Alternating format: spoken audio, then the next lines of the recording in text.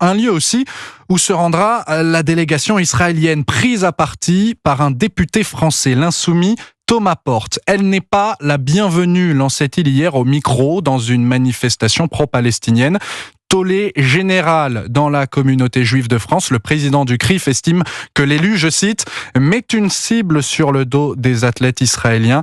Muriel Waknin-Melki, elle, avocate et présidente de l'organisation juive européenne, va porter plainte. Ce sont des propos qui incitent et qui provoquent à la haine antisémite, et je trouve que ces propos sont particulièrement dangereux et véritablement irresponsables, parce qu'on sait très bien qu'en tenant ce type de propos, M. Porte met une cible en fait dans le dos des athlètes israéliens. Ça, c'est un premier point.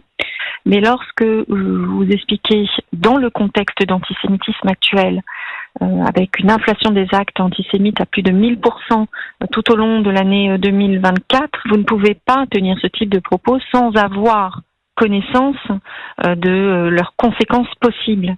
Et la traduction en actes de ce type de propos, ce sont des passages à l'acte violent. Pour l'heure, nous, à l'organisation juive européenne, nous considérons que les propos qui ont été tenus hier constituent une provocation à la haine, qu'ils sont dangereux et qu'il faut interdire ce type de propos. Et autre réaction, celle de Christian Estrosi, le maire de Nice, qui demande la dissolution du parti La France Insoumise.